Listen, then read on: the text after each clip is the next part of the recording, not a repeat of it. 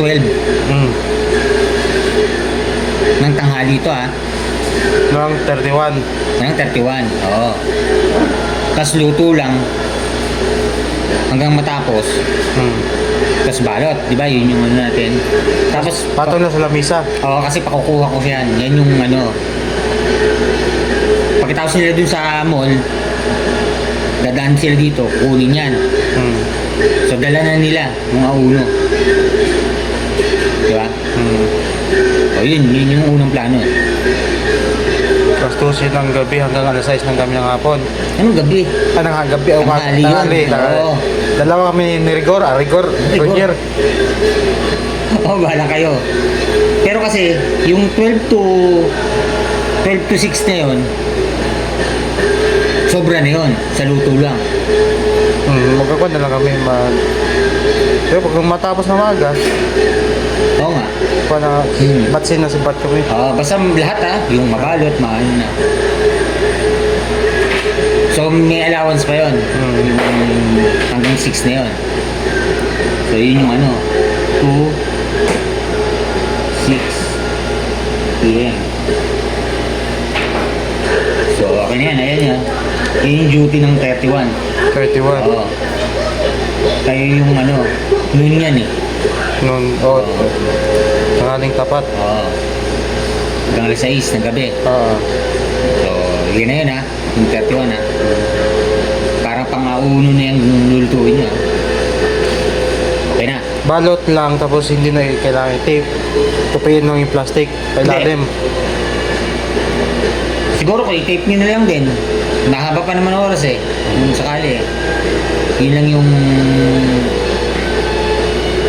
para sagad na. Wala na rin silang anuhin, nasikasuhin.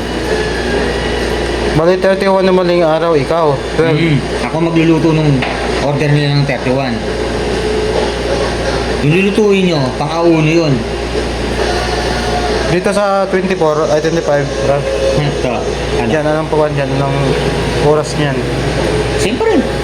Ang pack nyo, Pang alas 12 pa rin. alis 12. Kasi dalawa naman. Oo, pero hintayin nyo sila sir Okay. Hindi, Bago teka ba muna. isipat? Kasi hindi ko alam kung anong oras ang kukunin nila yun, yung 25 eh. Baga naman siguro yan. Ha? Baka maaga rin.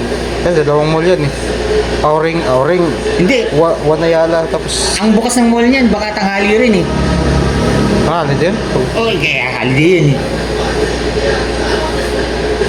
Christmas din eh. 25 din eh. Yun, hindi ko alam Hindi ko pa alam yung schedule ng netong dalawang to. Anong oras nila. Kasi kung kukunin nila, tapos alas 12 na tanghali pa magbubukas yan, ilang oras hintayin nila doon. Tsaka sarado pa yung mall nun. Hindi po ba natatanong niya, sir? Ha? Hindi po ba natatanong sila? Hindi. Sir, guys? Hindi pa nga binibigay. Hiningi ko nga yung schedule ng mall eh. Kaya yung sa 31 ay sa 25, malamang nito baka hindi kayo mag-alas 12 nito. Alas 3. Pwede pa. Kung alas 12 kukunin nila. Kung alas 12 Sige. Kunyari alas 11, alas 10. Maaga pa rin yun. Yung alas 3 Kasi tingnan mo. Alas 3 mo pasok. 1, 2, 3, 4, 5, 6, 7. 7 hours pa. Bago nila kunin. Nang alas 10 Kung alas 10. Kaya nangin ka na. Ito okay na dito. Okay na tayo dito. Hindi pa sila kuha dyan. Hindi pa eh. Kasi hindi maintindihan ni sir kung anong oras Hindi pa kasi masyadong maaga maluluto di ba? Tingin mo chef, di siya mapapurnada.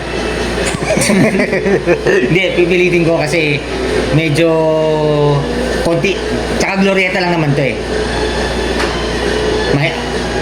Baka hindi ganito karami to. Tsaka less din sa kanila yon, less sa biyahe nila. Kasi hindi na sila dadaan dito para pick upin. Kukunin na nila, dala na nila sa bahay. So ngayon, wala na silang sabihin, diretso na sila. Pag alis nila sa bahay, diretso na sila sa mall. Wala na silang kukunin dito. Di ba? Less hassle sa kanila yon. Kaya yun din yung ano ko, na wala na silang dadaanan dito, diretso na sila. Diba? Kaya, tsaka Glorieta lang to. Hindi naman to ano eh. So pagdating dito sa 26, balik na kami dito sa schedule. Schedule na. Alas 12 ng gabi. Oo. Kaya, tignan nyo.